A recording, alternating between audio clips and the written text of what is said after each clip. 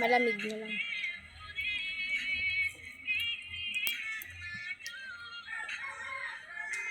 Ba't inaatake ng topak yata si Sahor? Kagabi.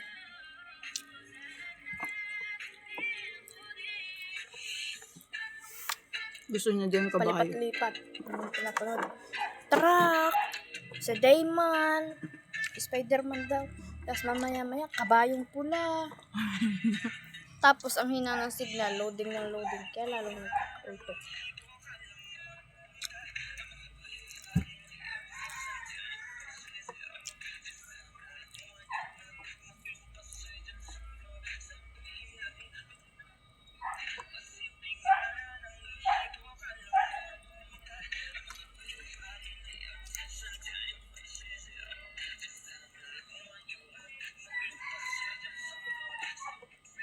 Hindi naman ano to, hindi naman galunggong to.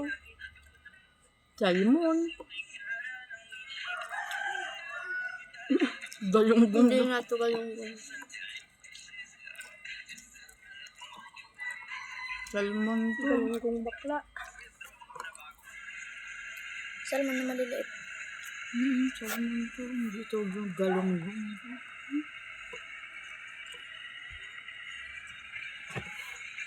Dalawang klase rin ng galunggong, diba? May babae at may lalaki. Pag medyo taba siya, yung babae. Pag pahaba yung lalaki.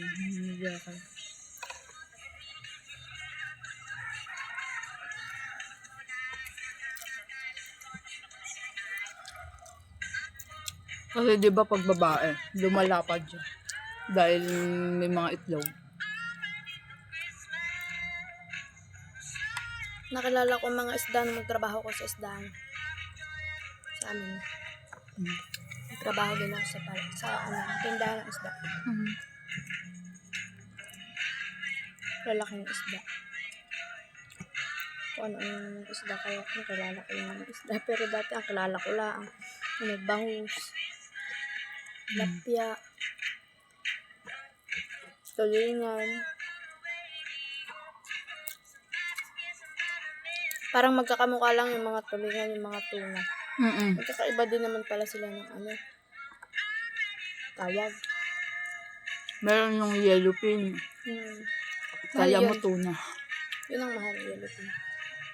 Kala mo tuna.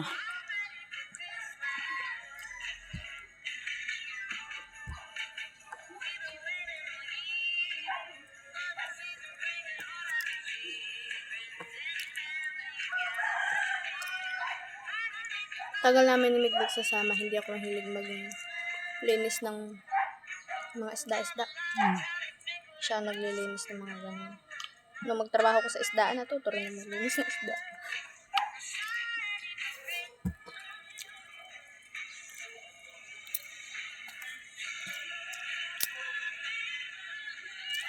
Lagi ulam namin isda. Kasi pag ang sahod ko dun 300. Tapos libre kain. Tapos dala pa kaming ulam pa ulit. Diba? Pwede na. Kesa naman sa nakakulong ka lang sa bahay, wala ka naman. Hindi, tsaka mas maganda na yun kesa naman iba na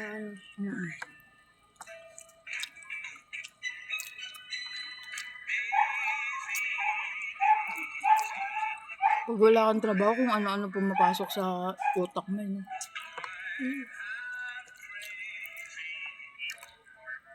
Nahihirapan lang ako noon kay Max kasi hindi kagaya ngayon na nandiyan si Mama.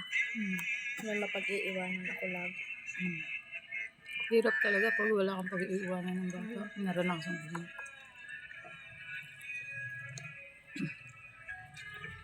Trabaho ko nun sa paintingan, yung pang-export. Hindi ko maiwanan yung anak ko. Ginawa ko, kinausap ko yung may-ari. Uwi ko na lang huka ko yung trabaho ko. Dadaling ko na lang huka ko dito pagtapos ko na.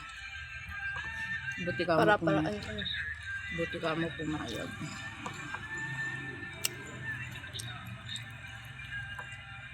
Hindi naman naging amo ko dun.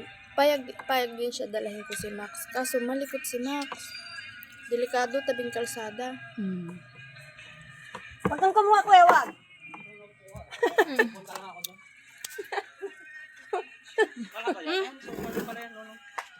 Di ba? Tulong to. Mm. Ayan.